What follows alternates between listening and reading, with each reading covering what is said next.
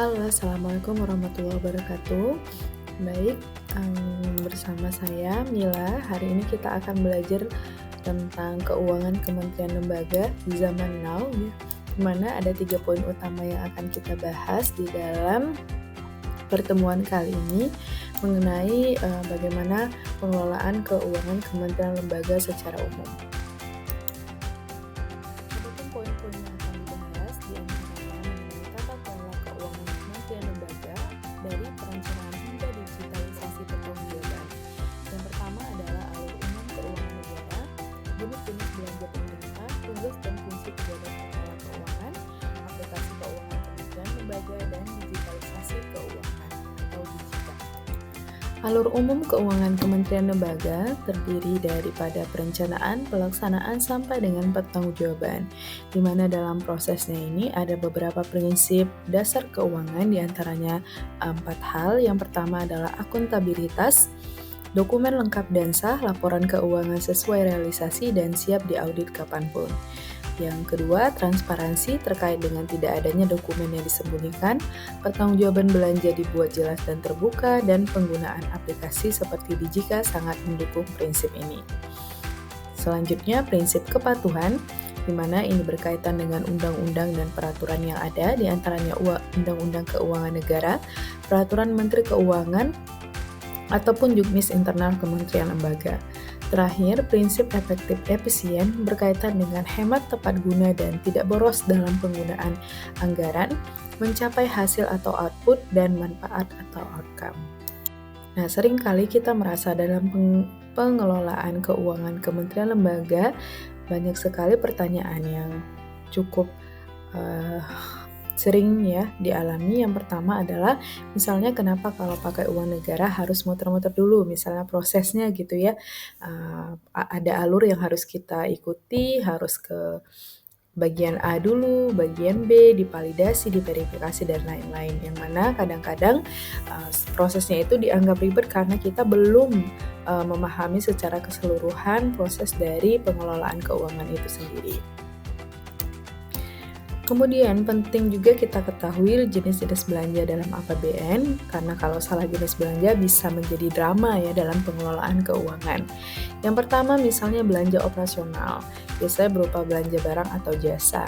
ATK, konsumsi rapat, transportasi, sewa, honorarium narasumber, moderator, dan panitia.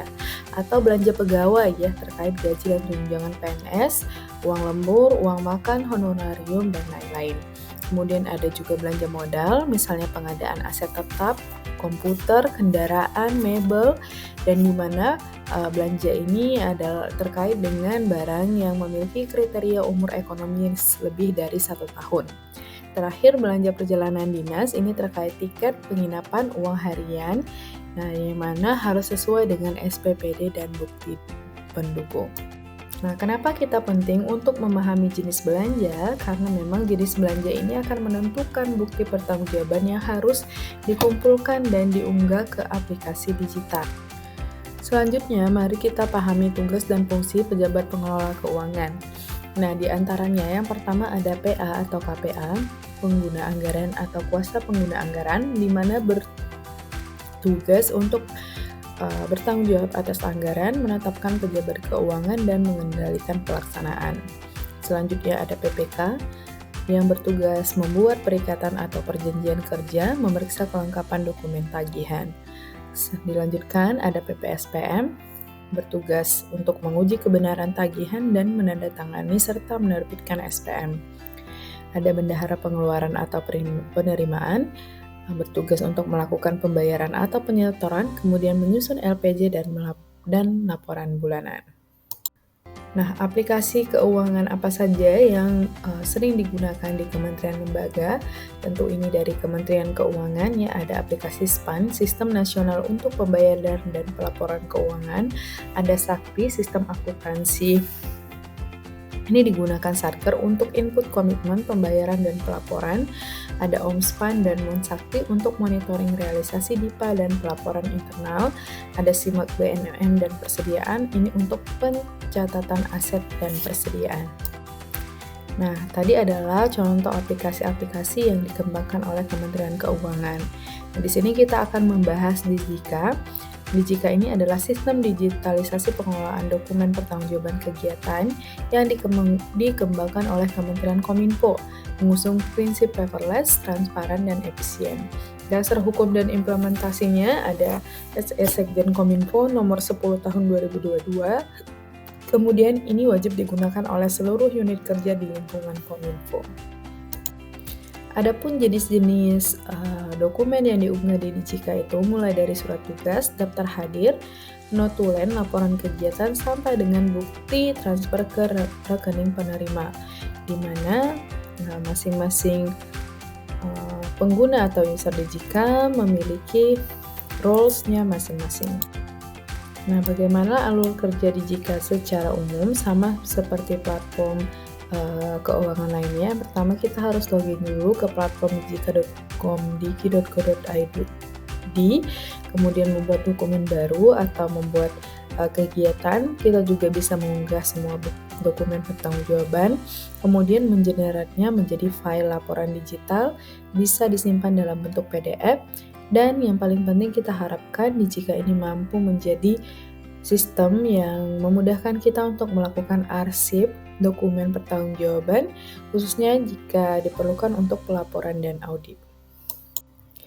Di antara keunggulan Dijika adalah yang pertama, dia terintegrasi dengan SPAN dan Monsakti, tersedia template laporan dan panduan, mempermudah proses audit dan mencegah kehilangan dokumen, bisa digunakan oleh banyak akun dalam satu satker, ringkas dan efisien. Nah, baik, di pertemuan selanjutnya mungkin kita dapat melakukan simulasi praktek ya dengan cara masuk ke akun Dijika masing-masing. Nanti kita akan simulasi bagaimana caranya menambahkan kegiatan, membuat daftar hadir, dan mengunggah bukti perjalanan dinas.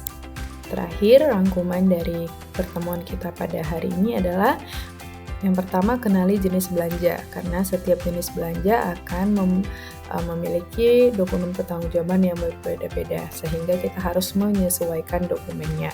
Pahami tugas masing-masing pejabat pengelola keuangan, gunakan sistem keuangan dengan benar dan konsisten, dan juga Dijika, yaitu untuk tertib, tanggung jawab, dan digital dalam pengelolaan keuangan kementerian lembaga.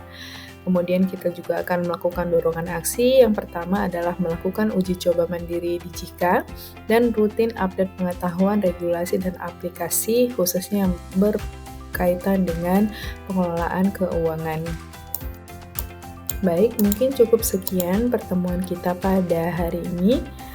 Terima kasih atas perhatian teman-teman. Saya ucapkan mohon maaf jika ada salah-salah kata. Wassalamualaikum warahmatullahi wabarakatuh.